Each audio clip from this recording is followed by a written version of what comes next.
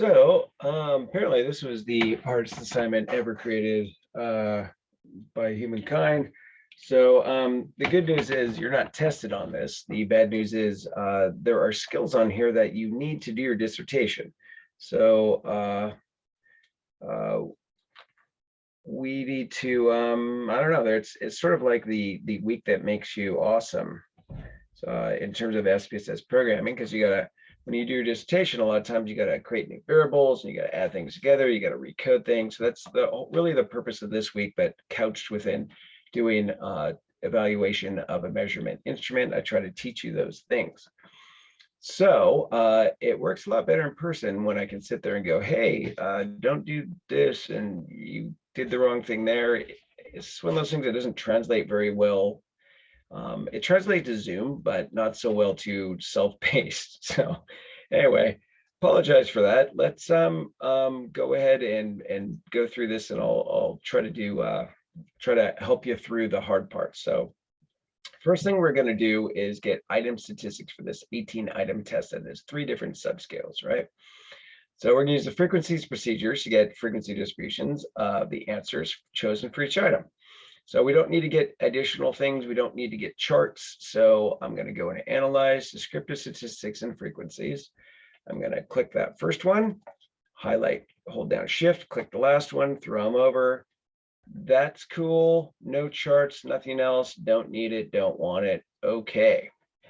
So now we have a frequency. And by the way, you can get rid of this if you want. It kind of makes, it's like this huge mess thing. You can actually click on it and then click delete on your keyboard.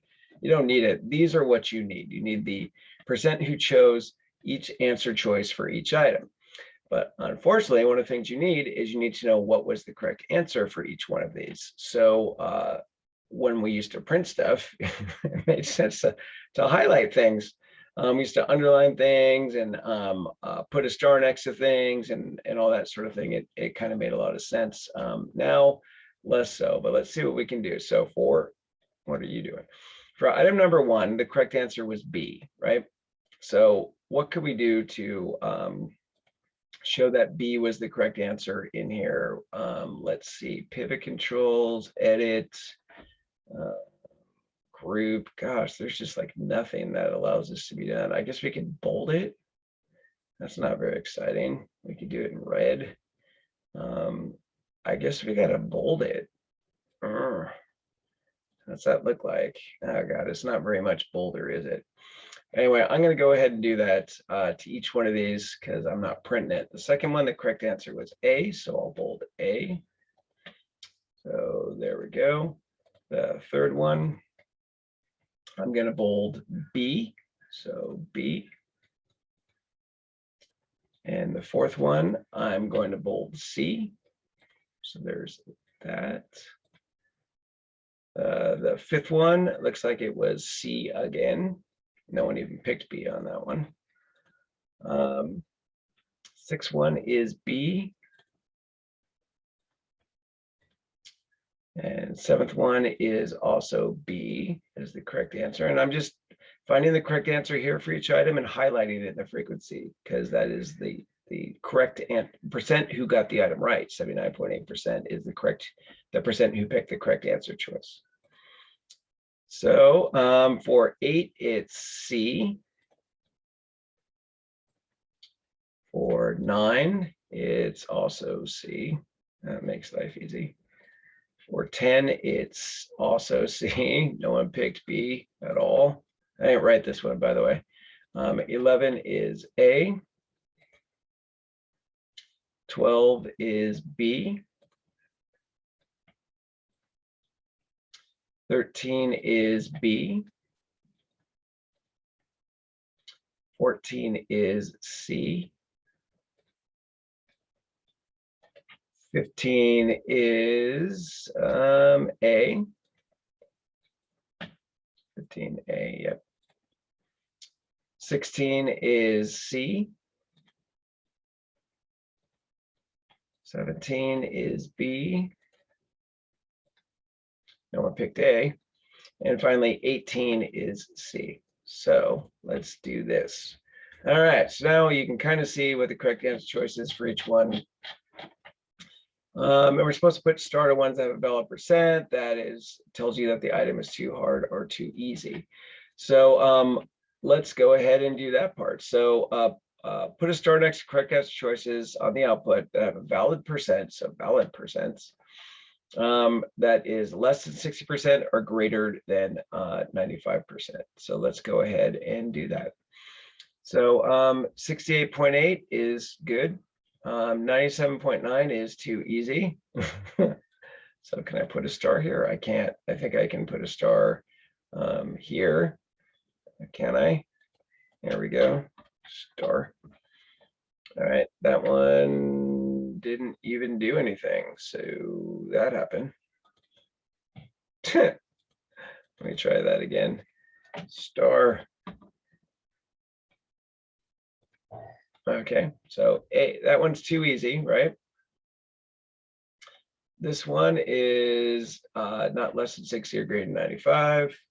This one's not less than 60 or greater than 95. C is not technically greater than 95. 6 is also okay. That's okay. 7's okay. 8's okay. 9 is okay. We're looking at the percent you got the correct answer. 10's too damn easy. 98.9% got it right. So again, 10 is another one where we got a problem. So gets a star and it doesn't save it. So let me try that again. Click there. Now it saves it, right? All right.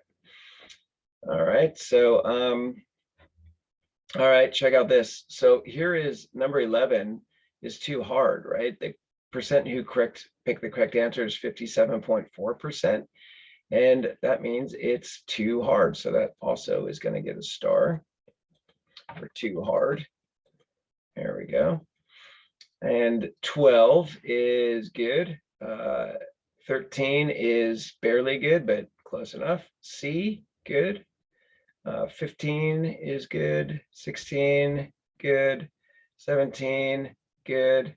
And 18 is good. So, all right. So then what we're supposed to do is highlight distractors that were either selected too much. So a wrong answer was selected plus or minus 20 percentage points of the correct answer. I didn't see that in here.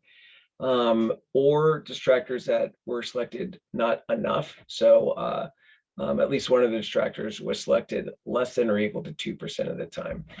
So that's kind of a pain in the butt. We don't have highlighting when we're online like this. So I'm going to do that on the fly with you. So here we go. So how many items were too hard? So let's find the ones with the stars or let's do too hard and too easy at the same time. So star, that's too easy. That's item 2. So you're supposed to say 2. Wait a minute. I have the correct answers in here, don't I? Wait a minute. Did I really do this? I think I did. All right. Wrong correct answers. I should probably fix that. So item 2 was too easy.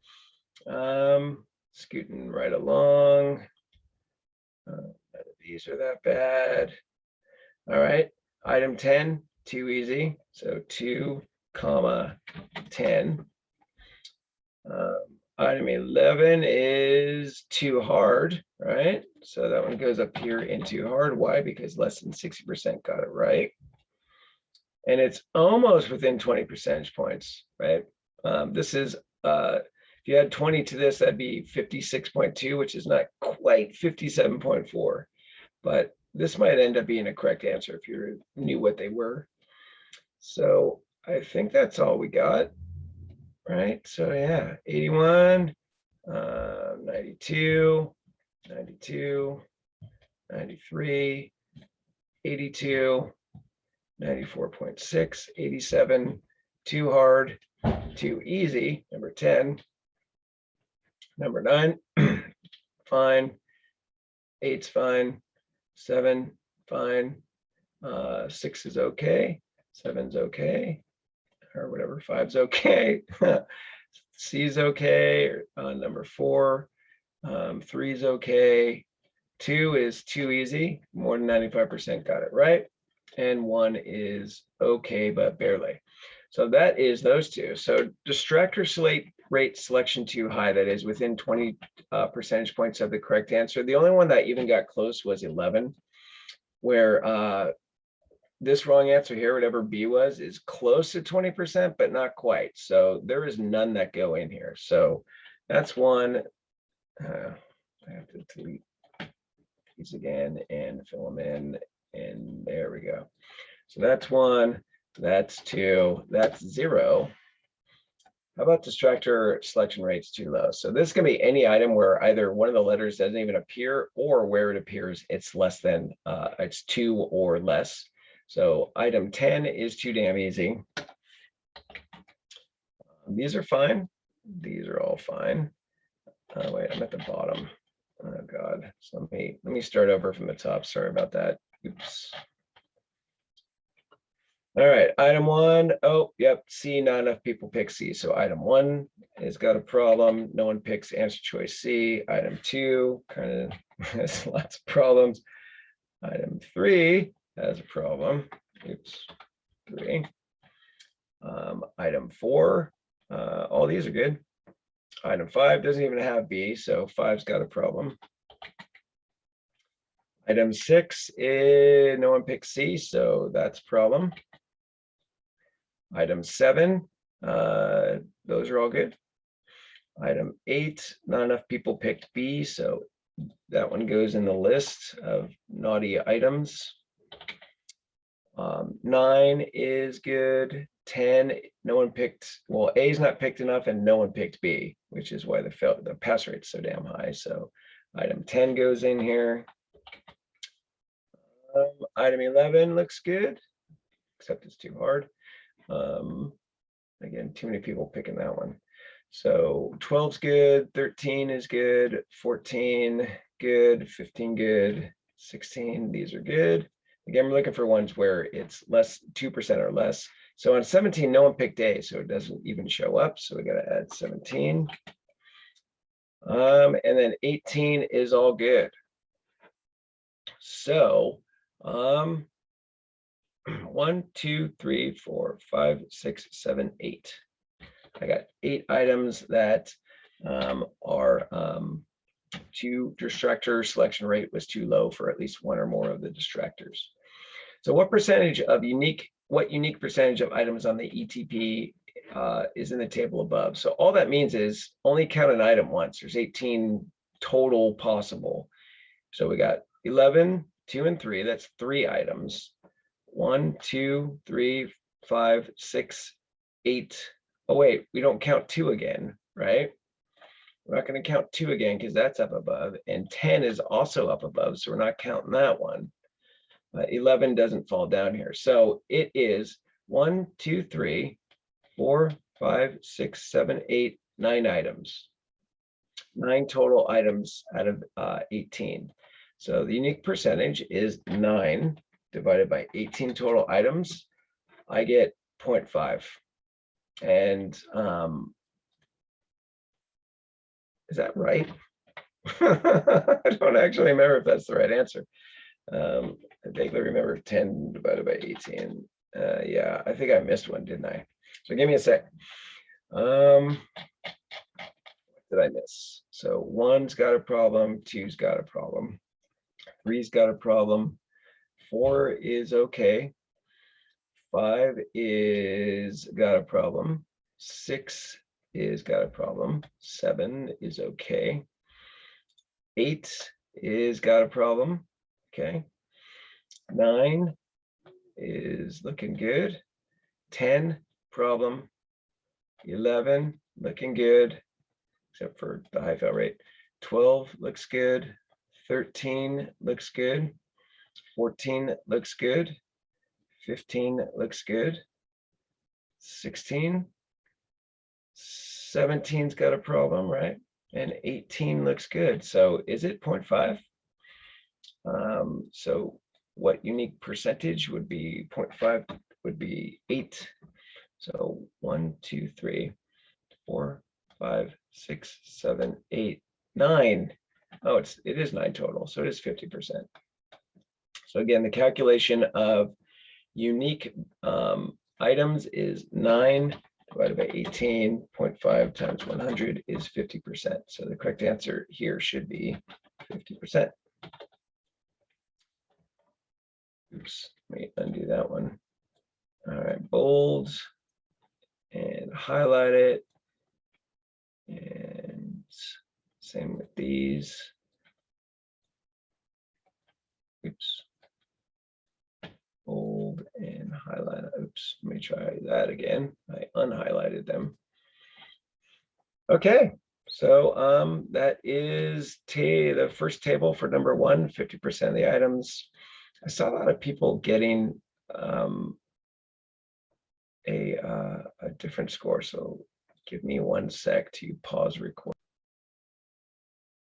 All right, so that is 50%. That's what I got. So I noticed there's a bunch of typos in this too, like this sort of thing. I got to fix those. Marked up. Output. I don't know what those are about. Something when I translated it or whatnot. I'm not 100% sure, but that's really kind of weird. So next thing we have to do is have the SPSS score this. So the way you have the SPSS score this is the following. So each one of these has a correct answer. And those correct answers are shown on the first page again. We use something called compute to do that. So for compute, you put in what you want your target variable to be. And our very first one is write item 1. We're going to give them a 1 if they got it right. So we want item 1 to be equal to 1 if they got the correct answer. Item 1, what's the correct answer? Is B. What's that numerically? 2, right? So if they got a 2 for item 1, then they get a point for item 1. But if you hit paste here, it's a heck of a lot more efficient to do it this way than to do them one at a time through that particular menuing system. So here's what I'm going to do. Is there's 18 total items. So I'm going to copy this right here 18 times. 2, 3, 4, 5, 6, 7, 8, 9, 10, 11, 12, 13, 14, 15, 16, 17, 18. I don't know. We're about to find out. And what we have to do is we don't want to grade item 1 18 times. What we want to do is serially increase this. Item 2, item 3, item 4, all the way to 18. So item 2, no, don't do that crap to me. 3, no. SPSS is annoying. 4, no.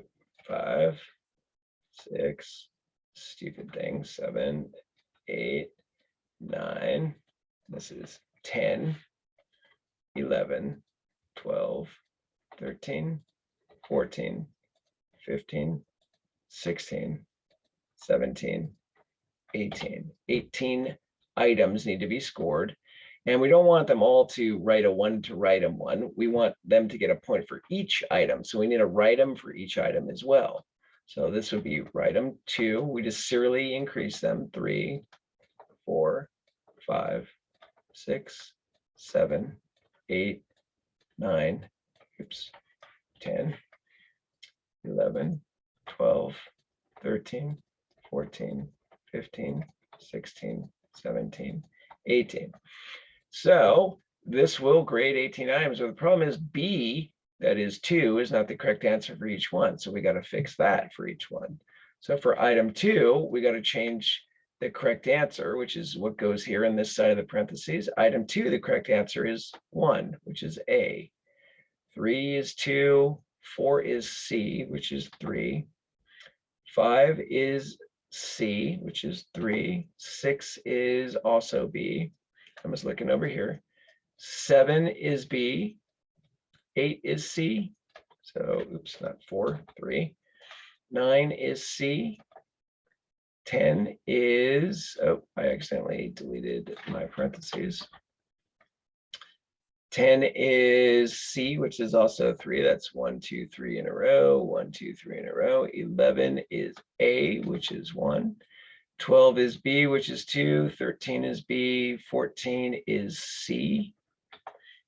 15 is A. 16 is C.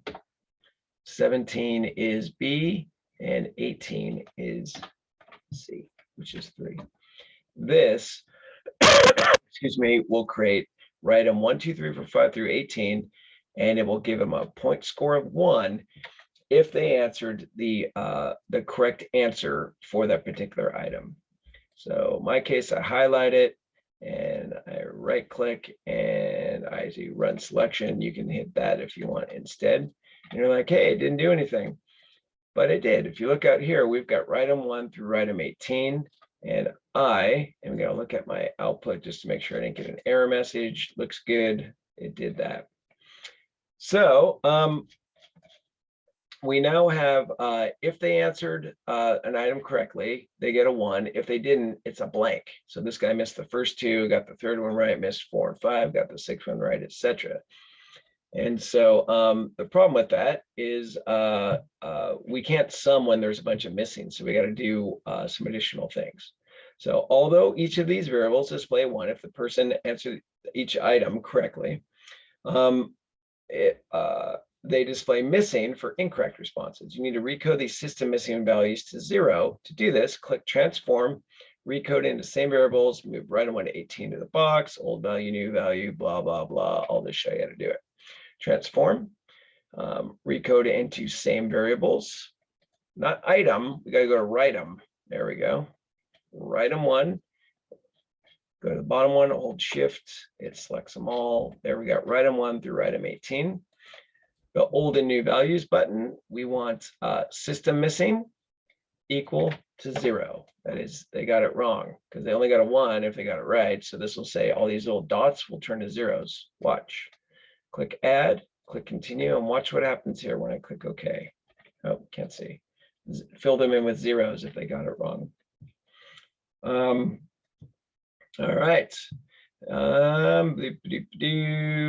Finally, add value labels so that 0 is incorrect, 1 is correct. So we click variable view, find your items. Here is our values. For the first one, we want 1 is correct. Well, I guess I have to do incorrect first, but whatever. 1 is correct. Add. 0 stands for incorrect. Add. And OK. And now that we have that one done, we can copy it, copy, and paste it. If we highlight all these and go to paste, it pastes it to all these. Go to data view, and now you can see there's words in there. You can turn them on or off. Okay, so we want to calculate now the mean number correct and incorrect for these items. So to do that, we do the following. We go to analyze and we go or transform and compute. We got a bunch of junk in here, so I hit reset just to clear all the stuff out. We want to make a variable called correct. And correct is equal to the sum of the number they got right. So how do we get that? We're going to add item 1 to item 18, sum them, and that is going to give us the correct answer, the number that they got correct. Yeah, come on, Scott, you can work. So you can either type sum like I did there, or you can find it over here. You click all, go down to this list, go to S's, find sum. It is a function. I double clicked it, puts it up there. We want to sum item 1 to item 18, and that will just sum 2 items. So we want to use this magic keyword 2, which will just say everyone, it'll increment 1, 2, 3, 4, all the way till it gets to 18. And that will give us correct. Again, it doesn't look like it did anything, but if you look at your data file, far right, there it is, it made correct. Okay, so for the, we also want the number that they answered incorrect, right?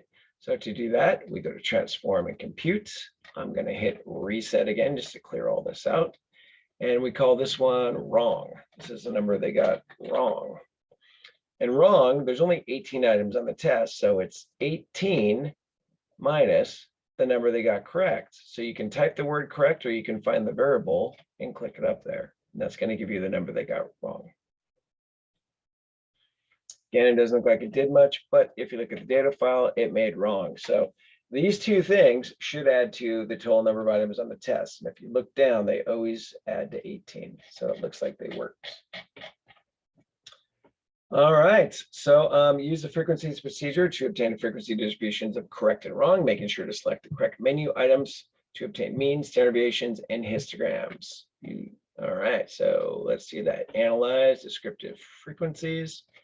I'm going to hit reset to clear that out. I'm going to put correct and wrong over here, and I tell you to get the mean, standard deviation, and histograms, which is under charts. Histogram, I'm going to get the normal curve. Click OK, and boom. Boom, there we are. There's our stats. So what was the mean number of items correctly answered on the ETB examiner knowledge test? That is mean correct is 15.02. So 15.02 is our answer. All right, and I'll bold in that. How much do scores typically vary from this mean? What measure tells you how much scores vary on average from the mean? That's your standard deviation. So that's 2.9787. Round it would be 2.98. So fill that sucker in there. Oops, that's not what I wanted. I wanted that one in there. How much, what was the mean number of items incorrectly answered on the ETB examiner test? That is right here. Oh God, no. Oh God, I just screwed that up. The standard deviation's here, 1.92. So I'm doing great. All right, 15.02 and 1.92. Sorry about that. What was the mean number of items incorrectly answered? Is 2.9787, so that's the 2.98. Oh boy, been working too hard lately, obviously. Boom. And how much do they typically vary? That's asking for that one standard deviation. It's the same, it's 1.92. Right? It's because right and wrong answer to total, so they share that commonality. So hopefully that's what you got there. And one sec. All right, so now we're going to create our test statistics. We're going to calculate the test pass fail rates to help determine an appropriate cut point. So currently, they require you get 83% correct in order to pass. That's 15 out of 18. So only those who answer, or excuse me, who miss 3 or fewer pass the test. Oh, we're going to make a pass fail variable to see how well, you know, what is the fail rate on this sucker, or pass rate, depending on how you look at it. So we're going to click transform, and we're going to recode into different variable this time. We're going to select the wrong variable. Remember, they got wrong.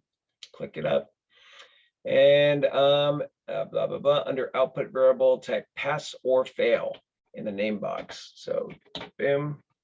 It's not really that hard, SPSS. You can do it. There's pass or fail. And when we click change, it's going to create a variable called pass or fail based on wrong using the criteria we give under here. So let's click under there. And what do we say here? Tell SPSS that few or fewer on wrong is a passing score. Click old and new. In the dialog box, click the riddle button, left side under old value, range lowest through highest. Bam. So they pass if they miss lowest, which would be 0 through 3, right? 0 through 3 is equal to a 1. They passed. We're going to use 1 to stand for passed. Click add. Next, we have to also code those who got 4 or more errors. They failed, right? So on the left side, click range value through highest. That's this one. And a fail is 4 through highest.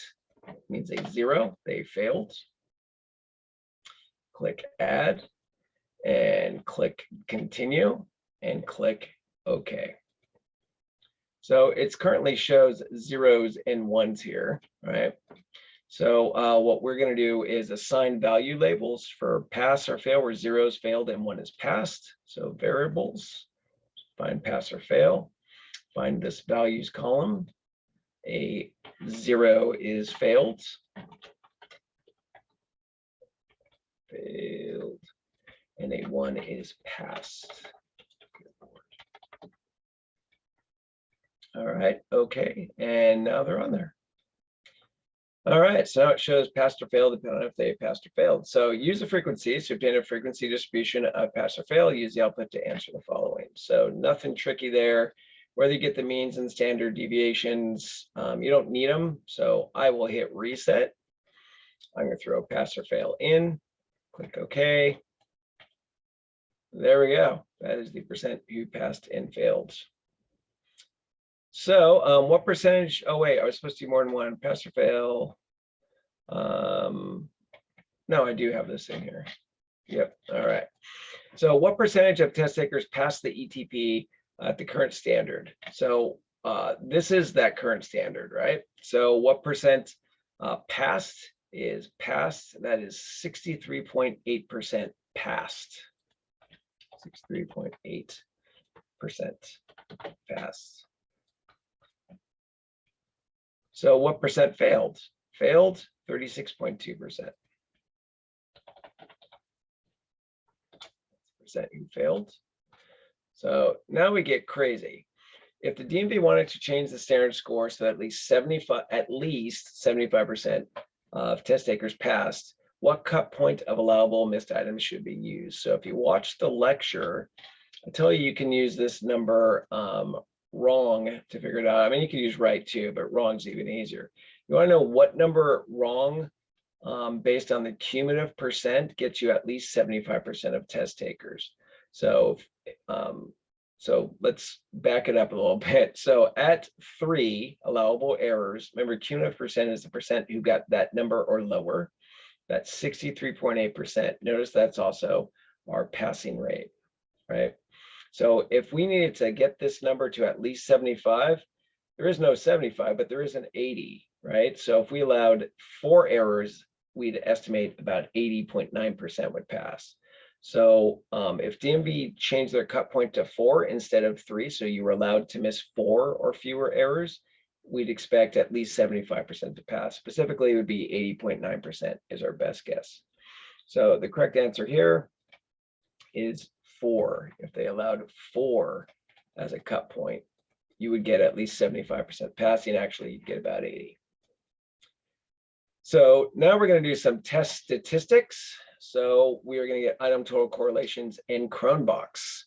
We're going to do it for the complete test. And so we're going to go to Analyze. I'm going to go down to Scale and Reliability Analysis. And we're going to move item 1 through 18 into the items box. So there's item 1 down to item 18. Click it in that box. Now, correct. Type the name complete test in the scale label box. And this is just so you can understand what your output says. So there we go, complete test. Click the statistics button and select scale and scale if item deleted. So scale and scale if item deleted under descriptives 4. Then click the continue button. The results should look like this. It does. Click OK. Item total, and we get reliability as well, 0.427. So using the output table called reliability statistics, what is the Cronbox alpha rounded to decimals, 2 decimals for the complete test? 0.43, right? 0.427 would be 0.43. So kind of crappy. Right? 0.7 or higher is the standard. So does it have good reliability? No, it does not. It needs to be 0.7 or higher for us to consider a test to have good internal consistency reliability, and this is 0.43. So I didn't make this one, for the record. Again, not a very good test, not very reliable. So fill in the table below using the corrected item total correlation column of the item total statistics table. So these are your item total correlations right here. We want items that better test takers tended to miss, which had a negative item total correlation with an absolute value of 0.1 or bigger. So are any of these negative and 0.1 or bigger absolute value? The only one that's negative is this one, right? And it's not 0.1 or bigger. So there's none. Let me delete this. There is no items that meet that particular criterion. So N/A is our answer there. How many items total? 0. How about items that are not related to item overall test performance? So that is anything here that has an absolute value that is between 0.1, that's 0.1 or lower, right? So between negative 0.1 or positive 0.1. So scooting down, which ones are crappy? That one's crappy. That's item 6 is not 0.1 bigger than 0.1. So item 6. Oops, 6. Item 8, that's that one that was, if anything, negative, but it's basically 0 because it's so small. Item 10. Nope. Item 14 has a really small item total correlation as well. Item 16 and item 18. Those are the ones I get. So let me do it one last time. Just count them. 1, 2, 3, 4, 5, 6. 1, 2, 3, 4, 5, 6. Those are the items that basically performance on those items is not really correlated with performance on the rest of the test. You could drop those items and your reliability would go up. Don't believe me? Pick one right there, 0.036. This is your Cronbach. If you drop this item, that's your current Cronbach. Cronbach, if you drop it, goes up. This one, Jesus, it goes up to 0.44. That one, it goes up to 0.43, 0.43, etc. You get the point. This one doesn't change much. Neither does that one really. But basically, if you get rid of these items, it doesn't decrease your overall reliability. So what percentage of items on the ETB examiner written knowledge test is in the table above? So that's 6 divided by 18, which is a third. And so 6 divided by 18 is times 100, 33.3. So 33.3% of items are crappy on here because performance on them is not related to performance on the rest of the tests. So now we're going to try to put both of the item stats based on the correct answer choice and distractor selection rates and the item total correlations in a single table. So we want which items that were too hard or easy also tended to be missed by the better test takers. So being missed by the better test takers is a negative item total correlation that's absolute value of 0.1 or bigger. There's none of those. So there's none that meet both criteria because there was no negative ones. So n/, oh gosh, did it again. Here we go. N/A, that is 0 items. How about items that were too hard or easy that were also unrelated to test performance? Okay, so unrelated to test performance is the item total correlation between and inclusive negative 0.1 to positive 0.1. So they're basically 0 correlation. And so what we got to do is go up to our prior table, find ones here that are also have a 0 item total correlation. So 1, no, 2, no, 3, no, 5, nope, 6, yes, 6 both has a crappy item total correlation, and it also has a distractor selection rate that is too low, right? So and that is what the question says, right? Verify that sucker. Oh, too hard or easy. So no, those aren't too hard or easy. I take that back. So it's really just 11, 2, or 10. So is 11? Nope, 11's got a good item total. How about 2? Good item total. 10. Yeah, 10 has a basically 0 item total correlation. So there's only one item that's both in one of these and also has a problem with the item total correlation. So answer here is which items? 10. That is one item. So item 10 is too damn easy, and performance on item 10 is not related to performance on the rest of the tests. So what percentage of items is that? That is 1 divided by 18. 1 divided by 18 is equal to 0.05. So times 100 is 5.6%. So 5.6% is the answer here. Oops. There we go. Bold, highlight, and so I see some people do pick Ritem 3 because they say, well, that is between -1 and positive -0.1 and positive 0.1, but it's not. It's actually bigger than positive 0.1, so it doesn't meet this criterion. It's 0.104, so it's a tiny little bit bigger. So it actually 3 doesn't belong in here. So this is 6, not 7. I saw that a couple folks. So finally, or getting close to finally, we want to do, we did Chromebox alpha for the whole scale. We got 0.43. We want to do it for the subscales as well. So to do that, note that pre-trip was 1 through 6, skills was 7 through 12, road test was 13 through 18. And so let's do the pre-trip first. We need to go back into analyze and scale and reliability. And we're going to hit reset. And blah, blah, blah. We're going to move items 1 through 6. Why? Because 1 through 6 are the pre-trip subscale. So only 1 through 6 write them, go in, and it is our pre-trip subscale. So you're supposed to type that in the label. So let's go ahead and do that. Copy and paste if you're lazy like your professor. Click OK. And that one is 0.24 reliability, pre-trip subscale. Actually, I'll wait for a sec. So then we're going to do the skills test, which is items 7 through 14.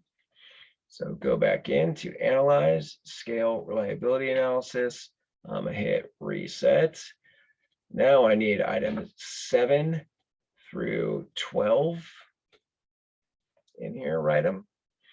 And that is the skills test subscale. Copy, paste, click OK. That one's 0.17. And then analyze, scale, reliability, hit reset. This time we're going to get the road test subscale. That's items 13 through 18. So write them 13 through 18. Click it over. And that is called what? The road test subscale. So we'll paste that in as the label. Click OK. That one's 0.192. So let's answer the questions. Pre-trip subscale is what? 0.240, so 0.24. Does it have a good reliability? No, it would need to be 0.7 or higher, and it's not. Next one is skills test, and that is 0.176, so 0.18 is what we'd round that to. 0.18. Is that good reliability? No. Also not 0.7 or higher. Finally, for the road test, that's 0.192, so we'll round that to 0.19. And is that 0.7 or higher? No. So all those tests have garbage reliability, or subscales have garbage reliability, just like the overall test. So let me just highlight these real quick so they're easy to find. And boom.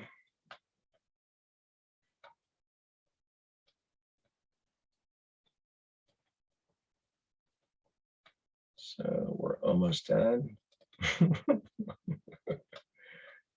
And boom. All right, so now we're going to do some correlations of the subscales with the overall test pass-fail rate and with each other. So we want to calculate the number of items each person answered correctly on each 6-item subscale. To do this, so we got to get the subscale scores is what we're saying here. We need to repeat the instructions on the top of page 4, which are calculate the mean number correct and mean number answered. We have to sum them. So we're going to do our sums down here. So it looks like this. We go into compute, transform compute. We hit reset. And the very first one, we're going to call it pre-trip correct. Is our target variable name. Pre-trip correct is equal to the sum of item 1 to write them 6, right? I can't remember. Write them 6, yes, write them 6. And that's going to give us their score for number correct on the pre-trip subscale. Click OK. And it does make it in the data file. I'll show you in a sec. Then the next one we got to make isn't pre-trip correct. It's going to be skills correct. So we highlight that. Copy, paste it here. That's not 1 to 6. That's 7 to 12 is that subscale, right? I'm pretty sure. Skills is 7 to 12. Yep, write them 7 to 12. Okay. And then finally, we got to make that final subscale, which is road test correct, apparently. Copy that name. And that is 13 to 18. You sum those, that gives them their subscale score for road test correct. Okay, again, it doesn't look like it did a whole lot, but if you go to your data file, indeed, you can see you got pre-trip, skills correct, and road test correct. And those 3 things, so 5, 8, 10 should equal the total number correct if we did this right, and it does. All right, so once you've created all 3 variables, pre-trip correct, skills correct, and road test correct, correlate the overall test pass fail rate with performance on each subscale. To do this, click Analyze, go down to Correlate by Variate, move pass or fail. So where's that? Pass or fail. And then pre-trip, skills, and road test corrects, all scooch them over there to the right in that order. Then click OK. And we've now correlated performance on each subscale with pass-fail rates of the overall tests. Pass-fails in that first column. So pass-fail with pre-trip, the correlation to 2 decimals is 0.53. So 0.53, that gets a star, right? Skills correct is with pass-fail rate is 0.56. So 0.56 gets a star. Road tests, same, is points, round that sucker is also 0.56, right? So 0.56 gets a star. Pre-trip subscale with the skills test is what we need here. So that skills test with pre-trip is 0.24 if we round that. So 0.24 and it gets a star. Road test with pre-trip, is 0.22, that gets a star, significant. And finally, road test with skills test, or skills test with road test is 0.12, no star. No star for you. So let me bold these and highlight them again. So using alpha 0.05, was performance on each subscale positively associated with overall pass-fail test performance? So was each of these significantly positively correlated with pass-fail? Yes, yes, yes, all of them were. So the answer here is yes. So that should be expected. I mean, they make up the total score, right? So using alpha 0.05, was performance on each subscale positively associated with performance in all the other subscales? Okay, so now we're talking about these 3 correlations. So pre-trip was positively correlated with the other 2, but skills and road not positively, significantly positively correlated. So the answer here is no. No, that was not the case. If not, which subscales were not significantly correlated with each other? Well, skills and road were not significantly correlated. So I'm going to put that here. Skills and road were not significantly correlated. So whatever those 2 things are measuring, they're not correlated. So your performance on the skill test was not associated with your performance on the road test, but your performance on pre-trip was associated positively. Those who did better on pre-trip tend to do better on skills. Those who did better on pre-trip tend to do better on road. Those who did better on skills had no relationship to how they did on the road. That's what a non-significant correlation means. So do the 3 subscales appear to be measuring strongly related aspects of the same construct or mostly different constructs? what information led you to this conclusion?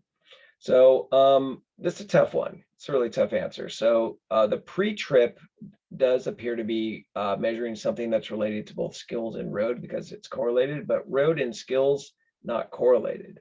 So do they appear to be measuring strongly related aspects of the same contract or mostly different? I'd say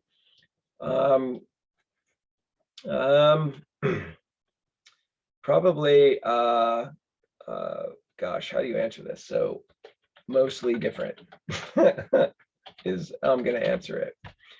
So I will explain myself in this next blank. So what led me to this conclusion? Here we go. So what led me to this conclusion is that while the pre-trip was related to both skills and road performance, road and our skills road were not correlated significantly, suggesting they are measuring different constructs.